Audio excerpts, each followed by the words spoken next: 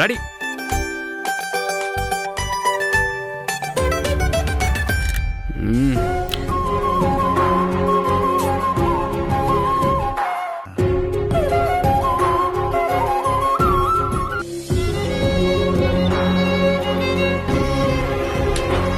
సీత, సీత.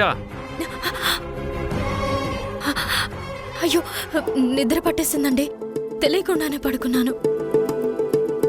వంట చేయలేదండి. 10 నిమిషాలు చేసేస్తాను.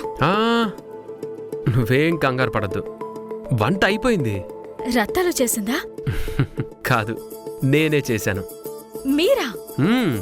ఏ, నాకు రాదనుకున్నావు కదా, ముందు నువ్వు తిను. ఏమండి, నాకు నీరసంగా ఉంది. నేను పడుకుంటాను, మీరు తినేసేయండి. నీకు వంట చేయడానికి ఓపిక వచ్చింది, నిన్ను తినమనేసరికి నీరసం వచ్చిందా? లేదండి, నిజంగా ఓపిక లేదు.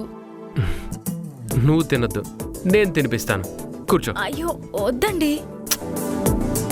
నా వంట ఎక్కడ తినాల్సి వస్తుందో అని డ్రామా ఆడుతున్నావు కదా. అయ్యయ్యో, అదేం లేదండి. అయితే కూర్చో, కూర్చో.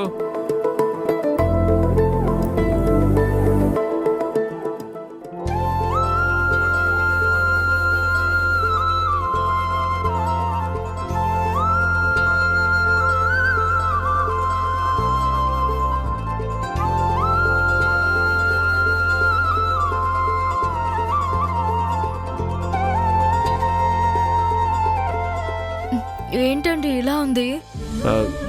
ఏ, బాగోలేదా? బాగోలేదా కాదు, అద్దరిపోయింది. మీకింత బాగా వంటొచ్చని నేను అస్సలు అనుకోలేదండి. అబ్బా, ఎంత బాగుంది. ఇంకొంచెం పెట్టండి. అయ్యగారు, నాకు భోజనం పెట్టండి. ఇందాక నుంచి రాకుండా ఏం చేస్తున్నావు రత్తాలు? అంటే తమరు వంట కదండి, అందుకే కాస్త భయపడి రాకుండా ఉండిపోయాను. విన్నావా సీత, రత్తాలు నన్ను నా వంటని ఎలా తక్కువ చేస్తుందో చూడు. రత్తాలు, నీకు నా భోజనం పెట్టను, నీకు లేదు, పో. అంత మాట అనకండి బాబు.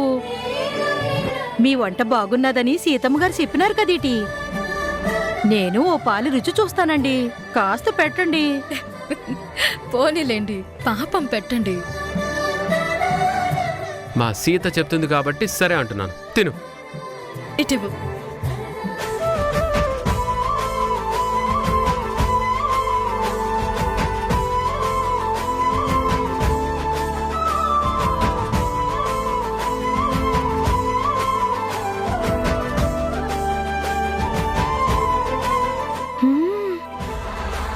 మూలమూలమో, ఇంత బాగా వండేసినారేటి బాబు.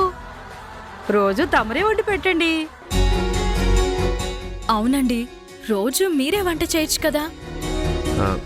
మీరిద్దరూ కలిసి నన్ను పర్మనెంట్గా వంట మనిషిని చేద్దాం అనుకుంటున్నారా?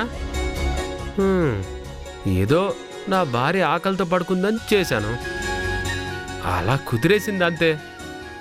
మగాళ్ళ వంట ఎప్పుడూ ఒకసారి చేస్తే బాగుంటుంది, రోజు చేస్తే బాగోదు.